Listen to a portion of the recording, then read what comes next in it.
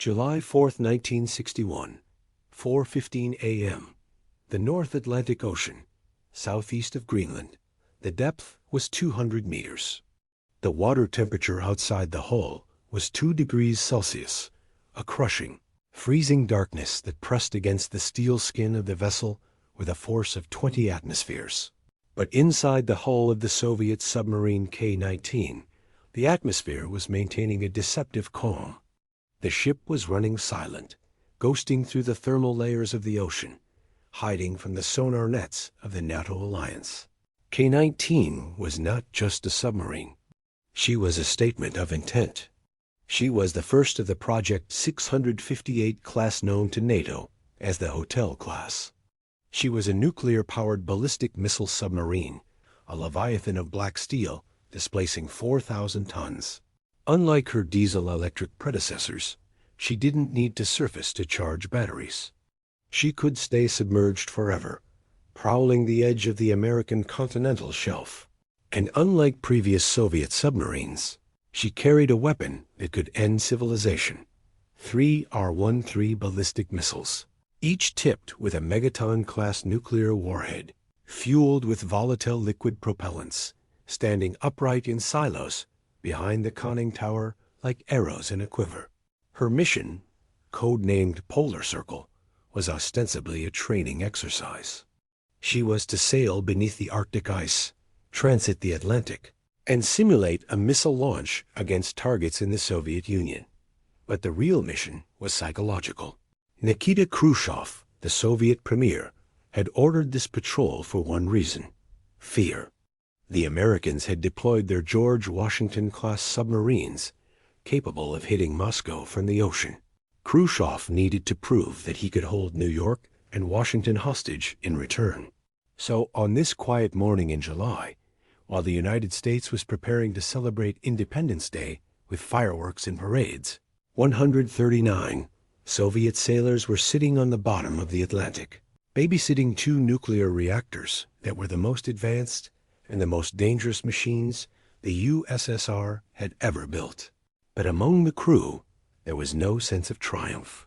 There was no patriotic fervor. There was only annoying, superstitious dread, because every man on board, from the lowest conscript peeling potatoes in the galley to Captain Nikolai Zateyev in the command center, knew a secret that the Admiralty tried to hide. They knew the ship was cursed. They didn't call her K-19. In the whispered conversations in the smoking circle back at the base in Polyarny, they called her Hiroshima. The curse had begun long before the ship ever touched the water. It began in the cradle at the Severodvinsk shipyard 402. The construction of K-19 was not an engineering project. It was a frantic, hysterical race against time. Moscow had set impossible deadlines. The Kremlin demanded a nuclear missile carrier to match the Americans, and they demanded it now. The pressure on the shipbuilders was absolute. Quality control was considered bourgeois obstructionism. Safety was an afterthought. During the initial welding of the hull in 1958, a fire broke out in the dry dock. There were no proper escape routes. 2 workers were burned alive, their screams echoing in the steel cavern of the unfinished ballast tanks. The work didn't stop. They simply cleaned up the ash and kept welding.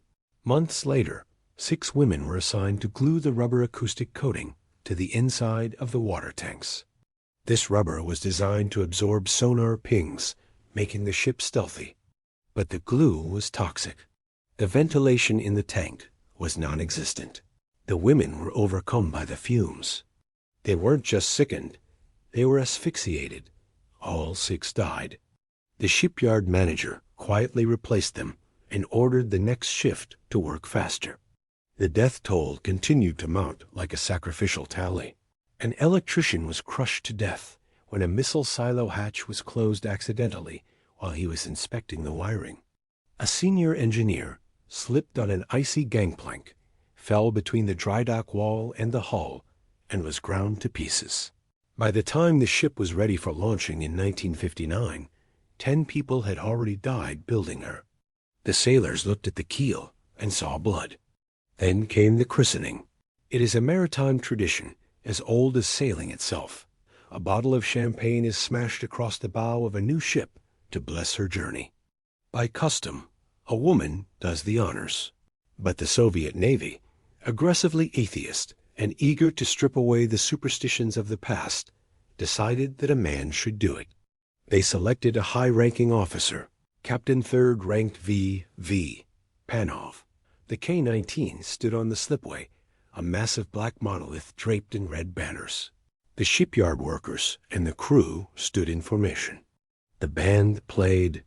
Panov swung the champagne bottle with all his might. It struck the rubberized coating on the bow and bounced. It swung back unbroken. He swung again. It bounced again. A bottle skittered down the side of the hull, intact. A collective gasp went through the crowd. In the language of the sea, an unbroken bottle is the ultimate omen of doom. It means the ship has been rejected by the ocean. It means she will never return home. The sailors looked at each other, pale-faced. Captain Zateyev, a man of science and discipline, felt a cold knot in his stomach. He watched as the ship slid into the White Sea, unblessed, carrying the ghosts of the workers who built her. Now, 2 years later, Captain Nikolai Vladimirovich Zateyev sat in the small wardroom of his command. Zateyev was 35 years old, a brilliant, ambitious officer with a reputation for being hard on his men, but harder on himself. He had been handpicked for this command because he was considered politically reliable and technically gifted. But Zateyev was also a realist. He knew his ship was flawed. Before they left port, he had argued with the designers. He had looked at the blueprints for the reactor cooling system and spotted a glaring omission. The K-19 was powered by 2 VMA pressurized water reactors. These reactors generated 70 megawatts of thermal power each. They required a constant flow of high-pressure coolant water to strip the heat away from the uranium fuel rods. Zateyev had asked a simple question. What happens if the primary cooling pump fails? Or if a pipe bursts? The designers, arrogant men from the academic institutes in Moscow who had never been to sea, waved him off. The primary loop is built of stainless steel and titanium, they said. It is indestructible. We do not need a backup system. It would just add weight and complexity. Zateyev had fought them. He demanded a backup emergency cooling circuit. The shipyard manager, terrified of missing the delivery deadline, refused. We build to the print, comrade captain. The print says no backup. So, K-19 sailed into the North Atlantic with a fatal vulnerability built into her DNA. She had 2 nuclear reactors, and if the plumbing failed on either of them, there was no plan B. At 4:15, the physics of the flawed design caught up with the politics of the Cold War.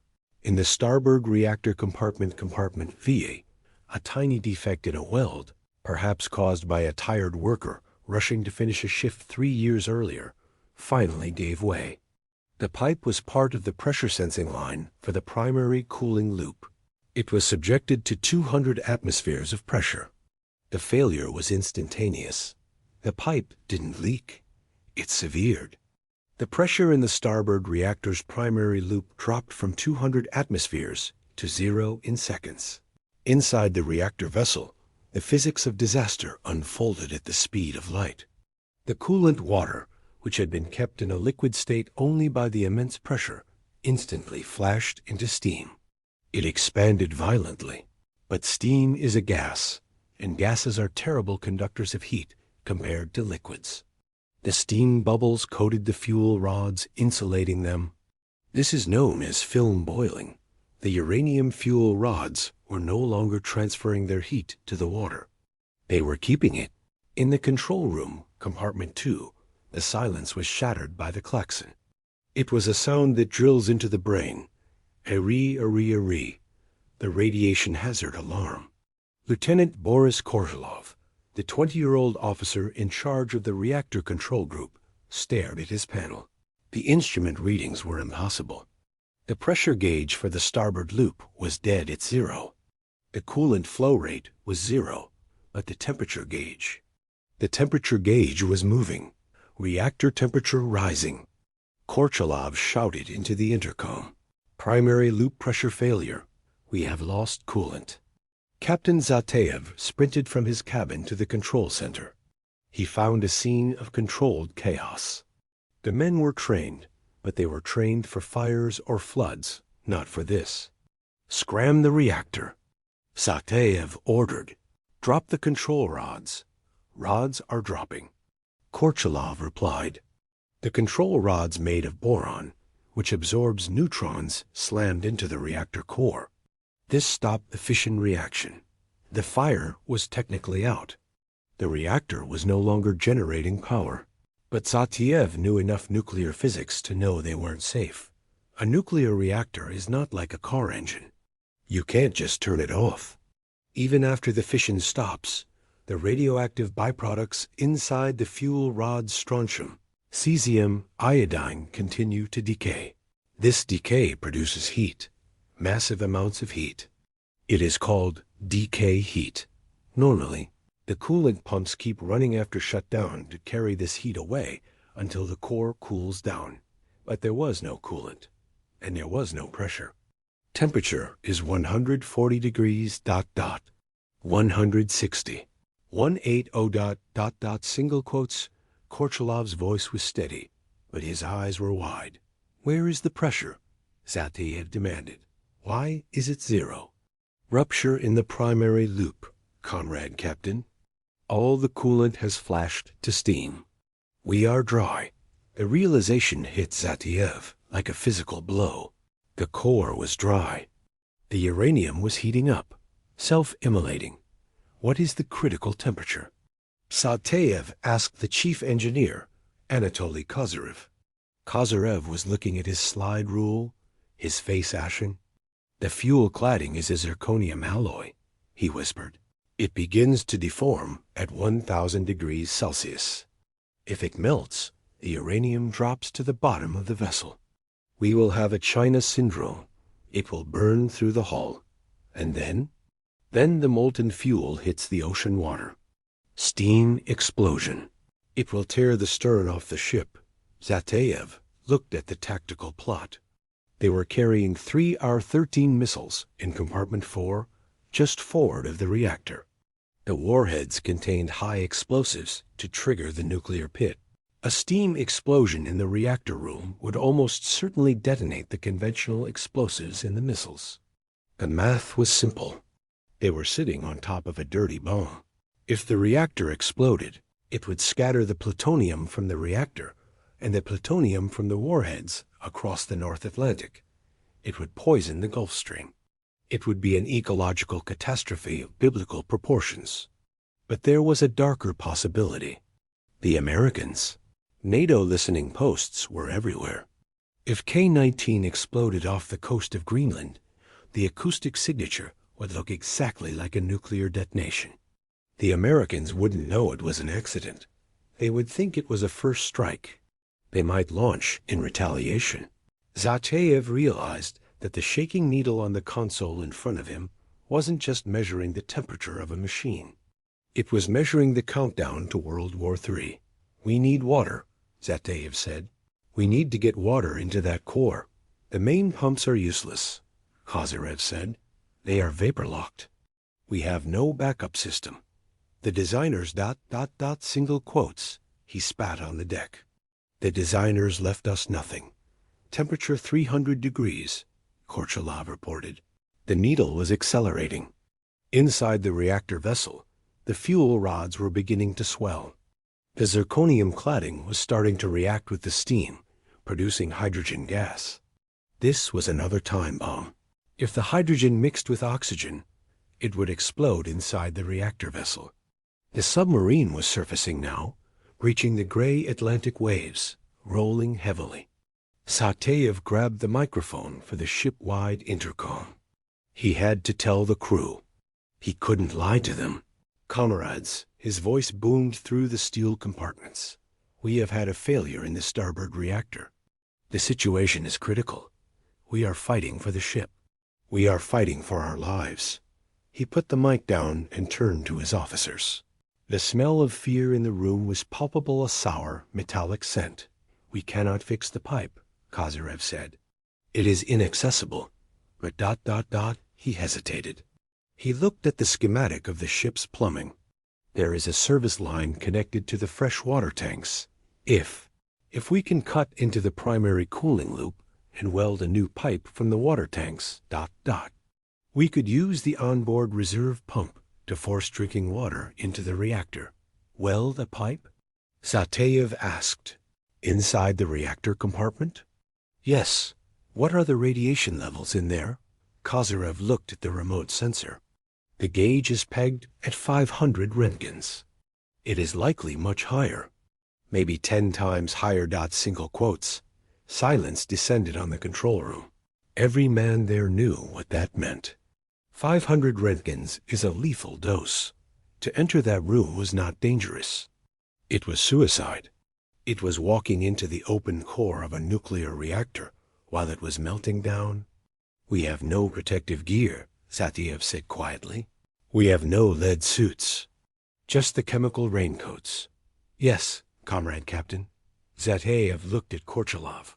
The boy was young. He had a fiancée back in Leningrad. He had his whole life ahead of him. "It needs to be done," Zateyev said. "Or we all die. And we start a war."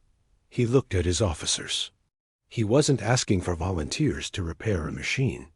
He was asking for volunteers to walk into a fire and stay there until they burned. "Assemble the repair team," Zateyev ordered. 10 minutes per shift. No more. They go in, they weld, they come out. And God help them. The curse of the K-19 had finally come due. The champagne bottle that hadn't broken was about to be paid for in blood. July 4th, 1961, 5 a.m., Compartment V, the reactor room. The door to the reactor compartment was a heavy, circular bulkhead made of reinforced steel, designed to contain the pressure of a catastrophic steam leak. But on this morning, it was acting as a dam against something far more insidious. Behind that steel wheel, the air was no longer just air. It was a soup of ionized particles, radioactive aerosols, and invisible gamma rays slicing through the space at the speed of light. Outside the door, in the narrow decontamination airlock, Lieutenant Boris Korchilov stood with his team.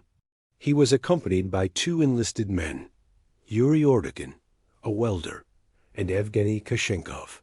They were kids. Ordokin was 20. Kashenkov was 19. They looked at their lieutenant with eyes wide with terror, but they stood their ground. They were dressing for the job. The equipment available to them was a tragic joke. The Soviet Navy had provided chemical warfare suits, green, rubberized canvas overalls with gas masks. These suits were designed to protect against mustard gas or nerve agents on a battlefield. They were completely useless against high-energy gamma radiation. The radiation would pass through the rubber, through their bodies, and out the other side, as if the suits didn't exist. They might as well have been naked. "Listen to me," Korchilov said, his voice muffled by the gas mask. "We have 10 minutes, not a second more. We go in, we locate the vent valve on the primary loop. We cut it, and we weld the supply line. Do not stop. Do not look at the reactor vessel. Just focus on the pipe." He looked at Zateyev, who was watching from the safe side of the bulkhead.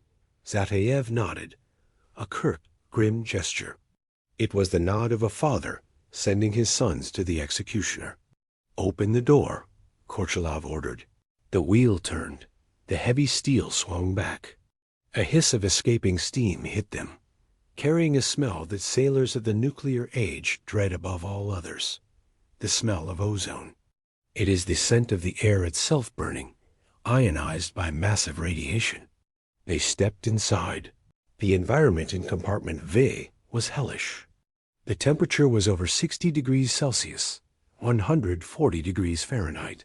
The steam was thick, limiting visibility to a few feet. But through the mist, they could see it. a faint, ghostly blue glow emanating from the reactor vessel itself. It was the Cherenkov effect-charged particles, moving faster than the speed of light in the medium of the air. It was beautiful, and it was deadly. The Geiger counters on their belts didn't just click. They screamed. The needles slammed against the maximum reading of 500 roentgens and stayed there. The actual level was likely closer to 6,000 roentgens per hour. At this level, radiation is not a long-term health risk. It is a physical assault. It tastes like metal in the mouth. It feels like a sunburn developing instantly under the skin. Korchilov led the way, climbing over the tangle of pipes and valves, hunting for the cooling loop. "Here," he shouted. He pointed to a section of stainless steel piping near the top of the reactor. Ordekin moved in with the cutting torch. The flame roared to life, a bright blue jet against the dim blue glow of the reactor. He began to cut the heavy steel pipe. Sparks showered down on them. In a normal workshop, sparks are harmless.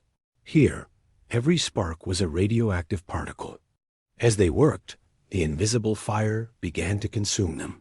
The first symptom was nausea. It hit them within 2 minutes. The radiation was killing the lining of their stomachs and intestines instantly. Ordekin gagged inside his mask. He stumbled, his hand shaking on the torch. He vomited, the bile filling the rubber facepiece. He couldn't wipe it away. If he took the mask off, he would breathe in the radioactive steam. He swallowed the vomit and kept cutting. Korchilov grabbed the pipe, bracing it with his shoulder to keep it steady for the welder. He was hugging the primary cooling loop of a melting reactor. He was absorbing a lethal dose of radiation every few seconds. He could feel his skin prickling, itching, burning. 5 minutes. Zateyev's voice crackled over the intercom.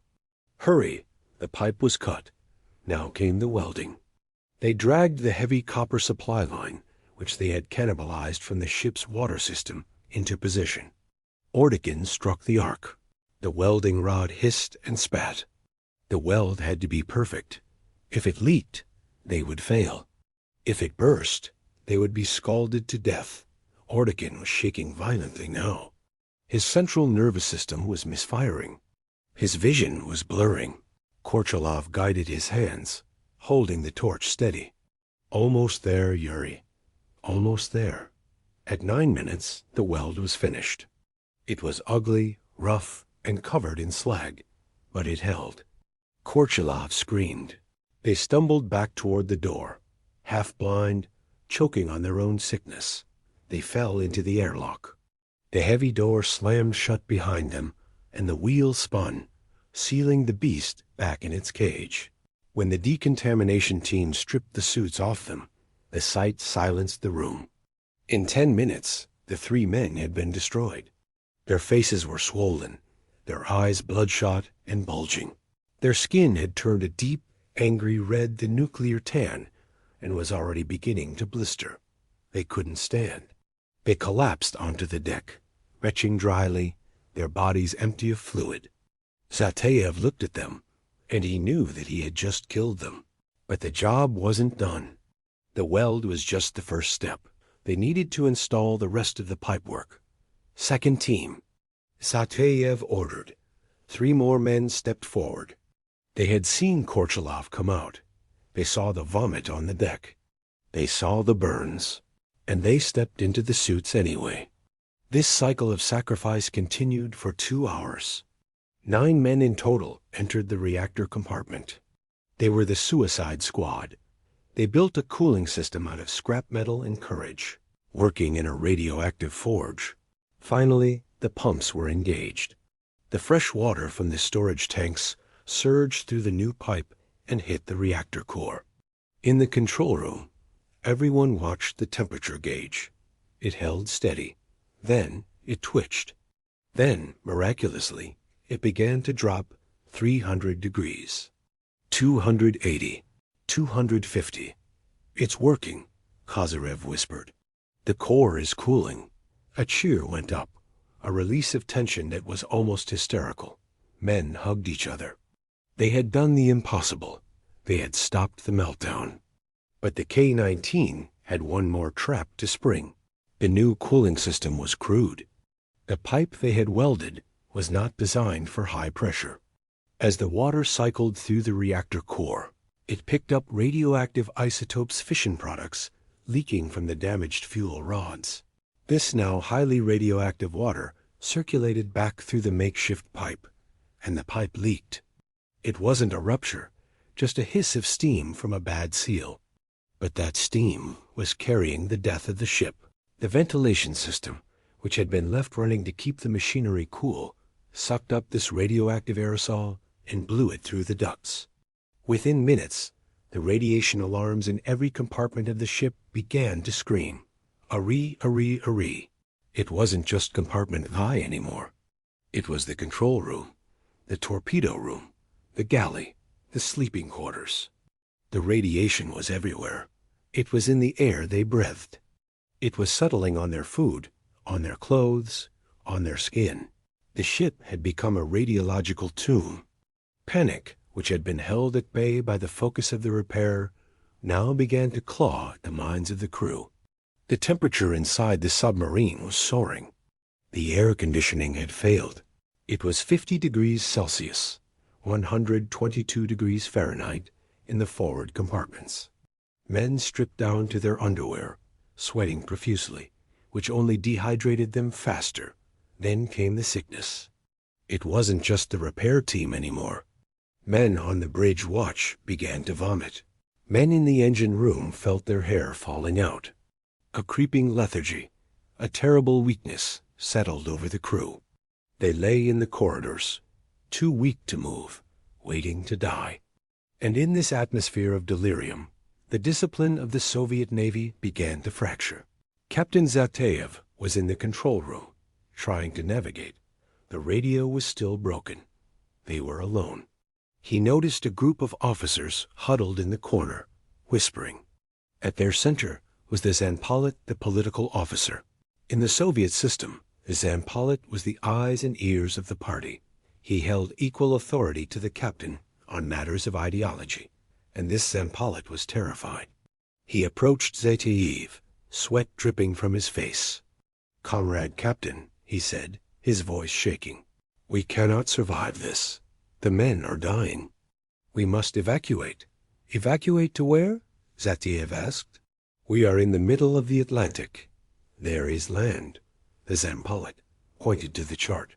Jan Mayen Island. It is only 300 miles away. We can beach the ship. We can save the crew. Zateyev stared at him. Jan Mayen was a NATO base. It was Norwegian territory. "You want to hand over the Soviet Union's newest missile submarine to the Americans?" Zateyev asked quietly.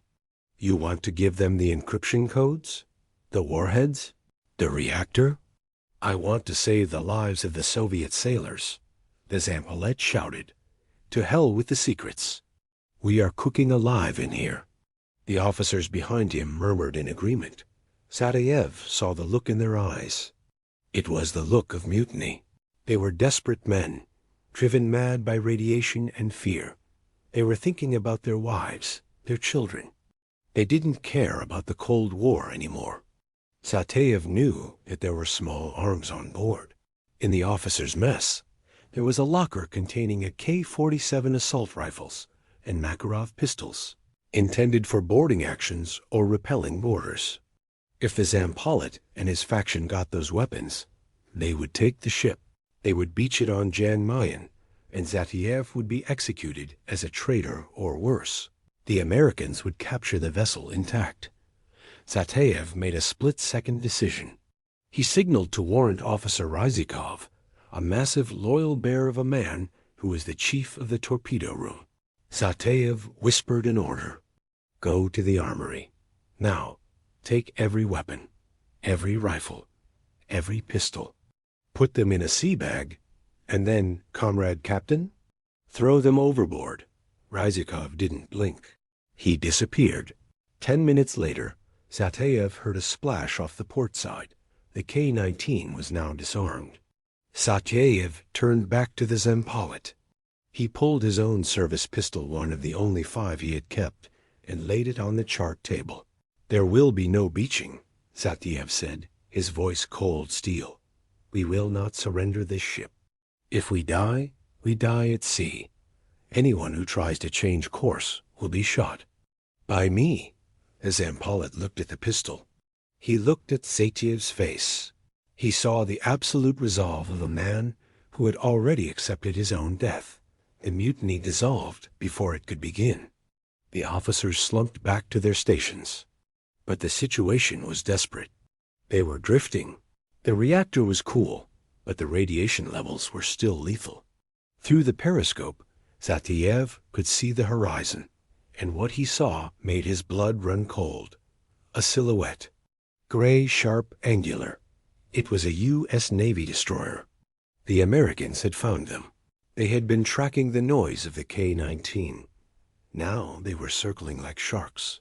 The destroyer signaled with a searchlight. "Do you require assistance?" It was the ultimate temptation. Zateyev looked at Korchilov, who was lying on a stretcher in the passageway, groaning in agony. A simple signal to the Americans would bring helicopters, doctors, fresh water, and survival. It would save his men. But Zateyev knew the cost. If he accepted American help, he would be branding every man on board a traitor. Their families back home would be persecuted. The KGB would never forgive them. He looked at the American ship. He looked at his dying crew. "Ignore them," Zateyev croaked. "Maintain course south. We wait for our own." They sailed on, a ghost ship in the mist, shadowed by the Americans, waiting for a rescue that might never come. Zateyev stood on the bridge, the radioactive wind blowing in his face, scanning the empty ocean for a red star, praying that the Soviet Navy hadn't forgotten him. July 4th, 1961. 2 p.m.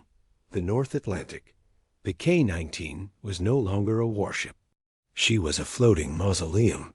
10 hours had passed since the reactor accident. The makeshift cooling system was working. The temperature of the fuel rods in the starboard reactor had stabilized below the critical melting point, but the price had been the ship itself. The radioactive steam leaking from the welded pipe had turned the submarine's atmosphere into a toxic soup. The ventilation system, which could not be shut down without overheating the electrical systems, had efficiently distributed the fallout to every corner of the vessel. The radiation levels in the control room were now hovering around 50 roentgens per hour. In the forward torpedo room, where the crew had retreated to escape the heat from the reactor compartment, the levels were lower, but still dangerous. The cumulative dose was rising with every breath. The physical condition of the crew was deteriorating at a terrifying speed. It wasn't just the repair team anymore. The men on the bridge watch, the navigators, the sonar operators, everyone was showing signs of acute radiation syndrome, ARS. They were vomiting uncontrollably. Their skin was itching and burning, a sensation described by survivors as ants crawling under the dermis. Their hair was beginning to come loose in clumps. But the most dangerous symptom was the apathy. Radiation at high doses attacks the central nervous system. It induces a state of walking coma. Men sat on the deck plates, staring at the bulkheads, unable to move or speak. They were dehydrated, overheated, and poisoned. The discipline that had held the ship together during the crisis was evaporating, replaced by a dull, narcotic acceptance of death. Captain Nikolai Zateyev stood on the bridge, gripping the railing to keep himself upright. He was 35 years old, but he felt 80. His gums were bleeding. His vision was swimming. He scanned the horizon through binoculars. The American destroyer was still there, a gray shark circling its prey, keeping a respectful distance but watching every move. Zateyev knew the Americans were recording everything. They were listening to the silence of the K-19's radio. They were waiting for the inevitable moment when the Soviet flag would come down. "Captain," the lookout's voice cracked. "Target bearing 180, range 4 miles. Submarine. Zateyev swung his binoculars to the south. A low, dark shape was breaking the surface foam. It wasn't the sleek, teardrop hull of an American nuclear boat. It was angular, clunky, covered in barnacles and rust. It was a Soviet Whiskey-class diesel-electric submarine. It was the S-270. Zateyev felt tears prick his eyes, not from emotion, but from the radiation damage to his tear ducts. He fired a red flare. It arced into the gray sky, a desperate cry for help. The S-270, commanded by Captain Jean Sverdlov, was a relic compared to the K-19. It was cramped, smelly, and slow. But it was safe. Sverdlov had picked up the weak, garbled SOS signals from K-19's backup transmitter. He had abandoned his own patrol orders and raced toward the coordinates at maximum speed, pushing his diesel engines to the breaking point. As the S-270 closed the distance, Sverdlov stood on his bridge and looked at the K-19. He expected to see the pride of the Northern Fleet, the Hotel-class missile cruiser that was the envy of every sailor. Instead, he saw a ghost ship. The K-19 was rolling listlessly in the heavy Atlantic swell. She was sitting low in the water. There was no movement on the deck. She looked dead. Sverdlov maneuvered his boat alongside, fighting the waves. He grabbed a megaphone. K-19, what is your status? Zateyev, visible on the bridge of the nuclear giant, looked down at the tiny diesel boat. He tried to shout, but his voice was a rasp. He signaled with his hand. Radio? A line was thrown across the gap. A telephone cable was rigged. The two captains spoke. Reactor accident, Zateyev croaked over the line. High radiation. The ship is contaminated. The crew is incapacitated. I have 139 men. Many are dying. Request immediate evacuation. Sverdlov felt a chill go down his spine. Evacuation? That was a violation of the highest standing orders. A Soviet captain does not abandon his ship, especially a nuclear missile submarine filled with top-secret technology. The protocol was to wait for a tug, wait for the fleet, wait for Moscow. To take the crew off was to admit total defeat. I need permission from Fleet Command, Sverdlov said. We cannot wait for permission, Zateyev replied. My men are burning alive. If you leave us here, the Americans will board us by morning. Do you want that on your conscience? Sverdlov looked at the American destroyer on the horizon. He looked at the condition of the men stumbling out of the K-19's hatch. They were naked, clothes held radiation, emaciated and covered in sores. They didn't look like sailors. They looked like inmates of a death camp. Sverdlov made a decision that would define his career. He keyed the mic to his radio room. Send a message to Fleet Command. Have located K-19. Situation critical. Am commencing evacuation of crew immediately due to life-threatening conditions. He didn't ask for permission. He told them what he was doing. It was an act of insubordination that could have sent him to the Gulag. Prepare to receive survivors. Sverdlov shouted to his crew. Clear the forward torpedo room. Strip the bunks. Get medical kits. The transfer operation began. It was a nightmare of logistics. The sea state was rising, the waves reaching 10 feet.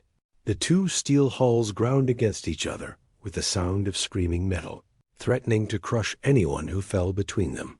There were no gangplanks.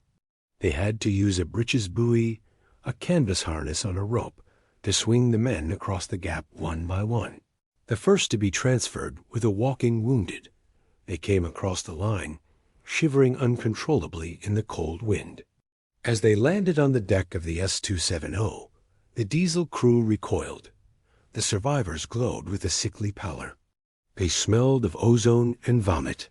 But the real horror came when they brought up the repair team. Lieutenant Korchilov and the 8 men who had welded the pipe were carried up on stretchers. They were conscious, but just barely.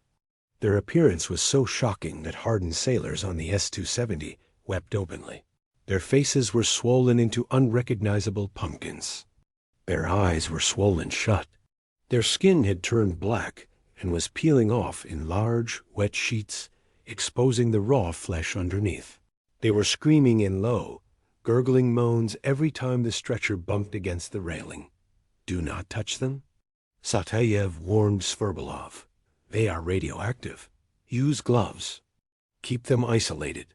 The lepers were lowered into the forward torpedo room of the S-270. The radiation radiating from their bodies was so intense that the S-270's own Geiger counters, mounted on the bulkhead, began to click furiously. These men were no longer just victims. They were sources. Sverdlov had to order his own torpedo men to evacuate the compartment. The dying heroes of the K-19 were left alone in the dark, surrounded by torpedoes, because being near them was lethal. The evacuation took hours. The sun began to set, casting a blood-red light over the scene. The American destroyer watched it all, recording the humiliation of the Soviet Navy. Finally, only one man remained on the K-19. Captain Zateyev walked through his ship one last time. He walked through the deserted control room, where the alarms were still wailing. He checked the reactor gauges. The temperature was holding. The weld held. He walked past the empty bunks, the abandoned meals in the galley. He went to the confidential publications locker, took the code books and the ship's log, and put them in a lead-weighted bag. He climbed the ladder to the bridge. He looked at the flag of the Soviet Navy snapping in the wind. He didn't lower it. He wouldn't strike his colors. He swung across the line to the S-270.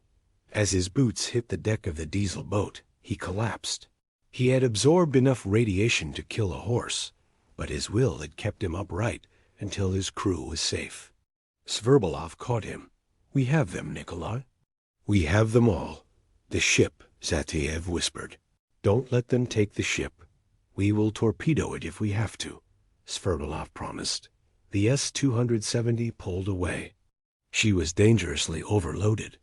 A submarine designed for 70 men was now carrying nearly 200. The air scrubbers couldn't keep up. The CO2 levels rose.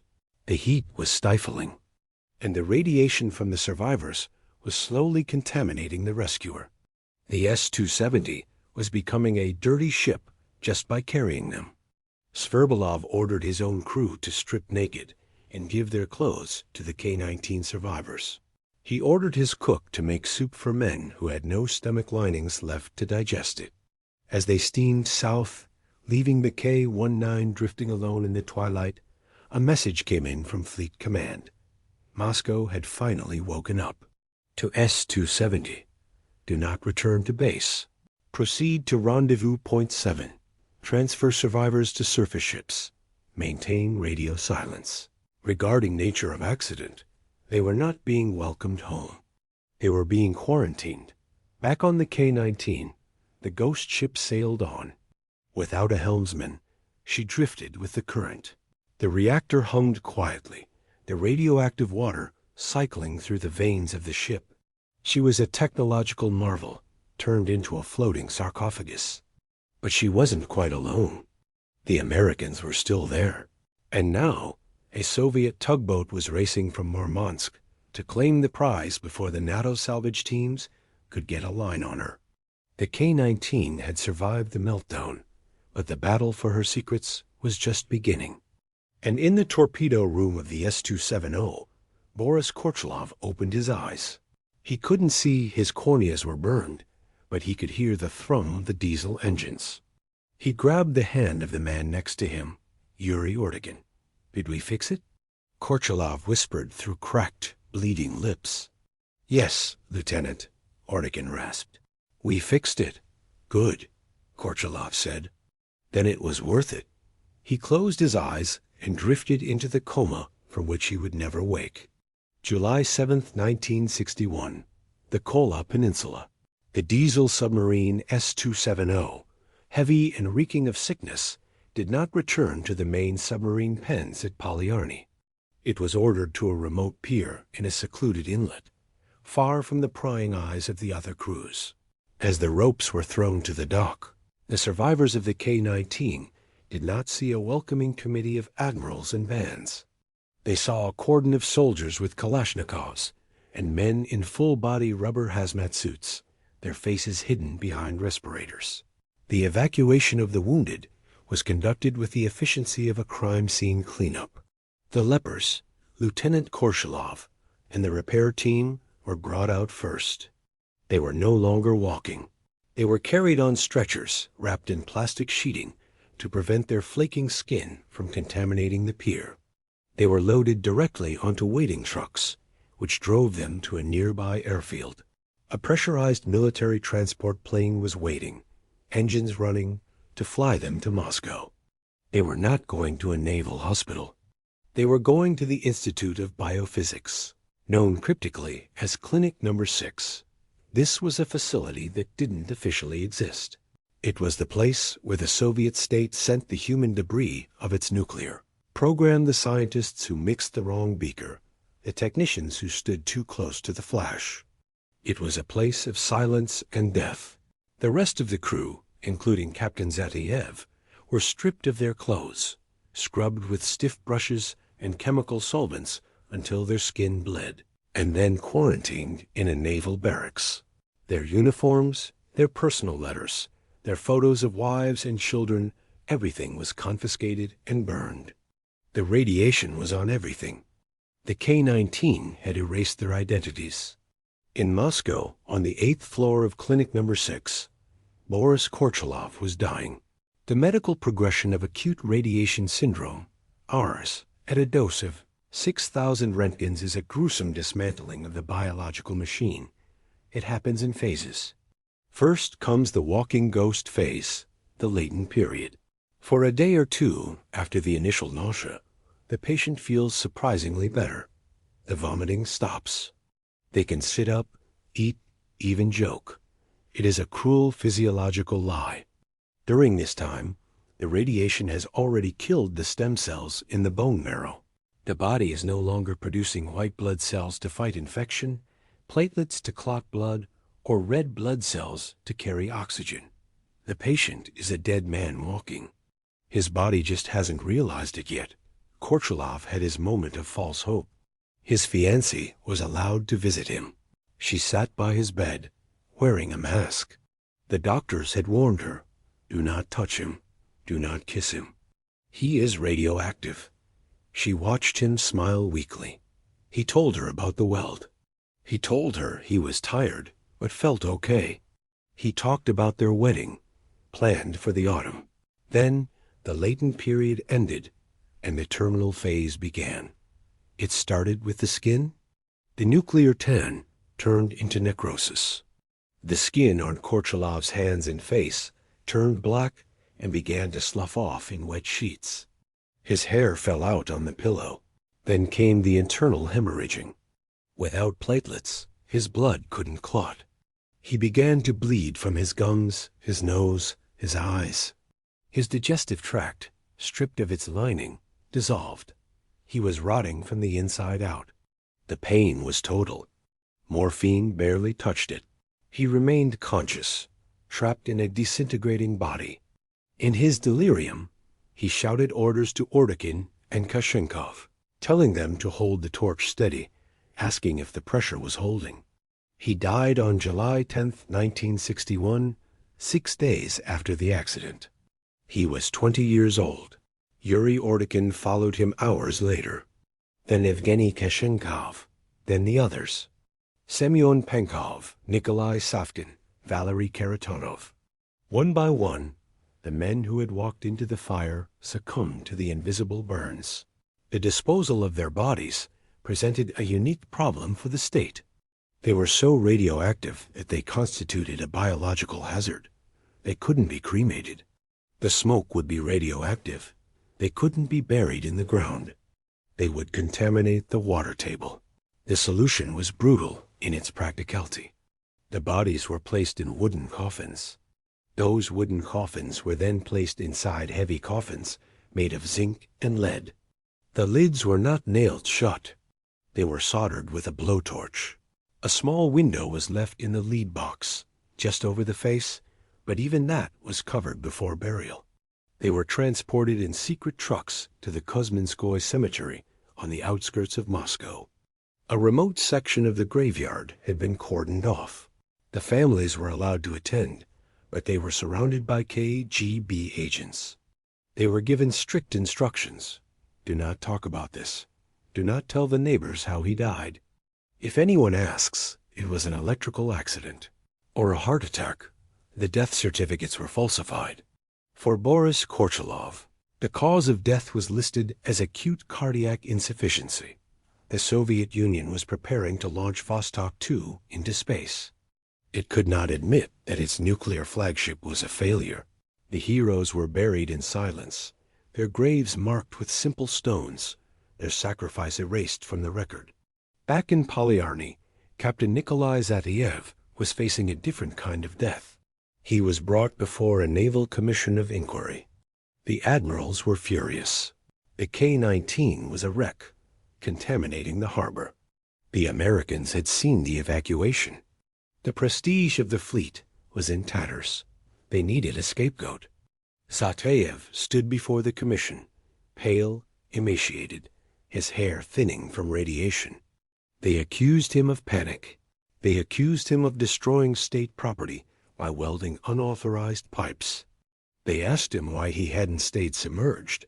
They asked him why he hadn't asked for permission to evacuate. Permission? Zateyev snapped, his voice raspy but defiant. I had no radio. I had a melting reactor. I had a mutiny on my hands. I didn't ask for permission because I was too busy saving your submarine. He laid the schematics on the table. He pointed to the cooling system. Show me the backup loop, he challenged the designers. Show me where you put the emergency pump. It isn't there. You sent us to sea in a coffin. My men didn't die because of panic. They died because of your design. The evidence was undeniable. The lack of a backup cooling system was a criminal oversight. The commission retreated. They couldn't execute Zateyev without exposing the flaws of the Soviet industry, so they compromised. They cleared him of criminal charges, but they destroyed his career. He was removed from command of the K-19. He was assigned to a desk job on shore, and he was forced to sign a non-disclosure agreement. For 30 years, he could not speak of the K-19. He could not tell the parents of the dead boys how they really died. He had to live with the ghosts in silence. And what of the ship? The K-19 was too valuable to scrap. The Soviet Navy, in a display of cold pragmatism, towed the radioactive hulk to the shipyard. They cut into the hull. They removed the entire reactor compartment, the room where Korchilov and his team had died, and dumped it into the Abrosimov Bay in the Kara Sea. It sits there today, rusting on the ocean floor, a nuclear time bomb waiting for future generations. They installed a new reactor section. They painted the ship. They sent her back to sea. But the sailors were right.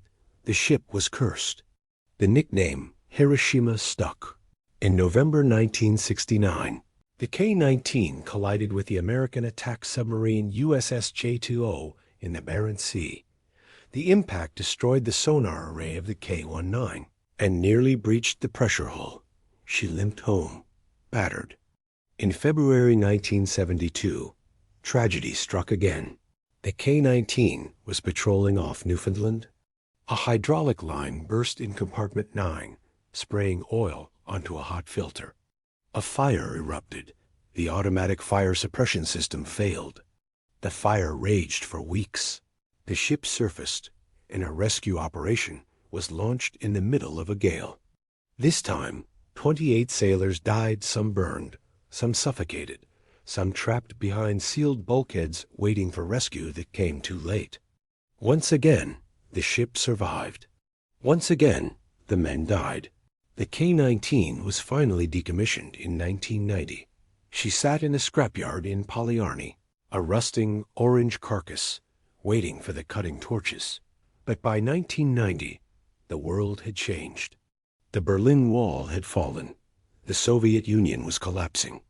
The secrets were leaking out. Captain Zateyev, now an old man living in a modest apartment in Moscow, finally spoke.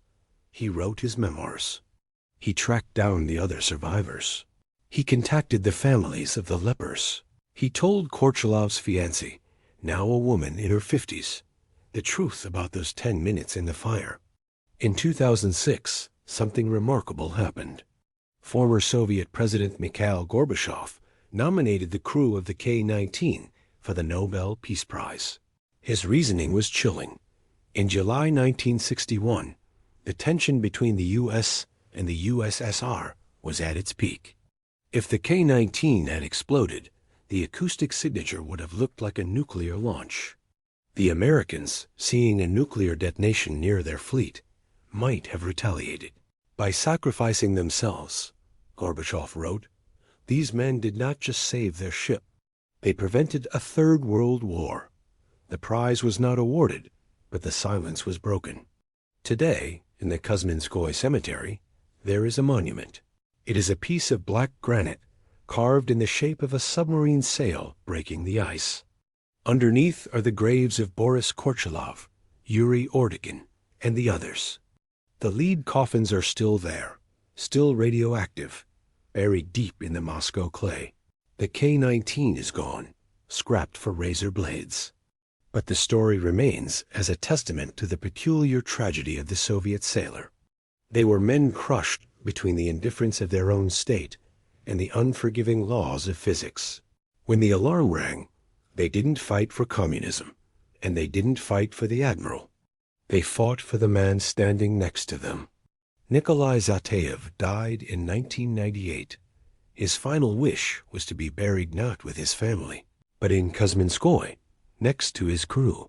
He wanted to be with the boys he had sent into the fire. His grave is there today, the captain finally reunited with his suicide squad, standing eternal watch over the men who saved the world with a welding torch and a pair of rubber gloves. Subscribe to Maritime Tailies, because the sea has no memory, but we do.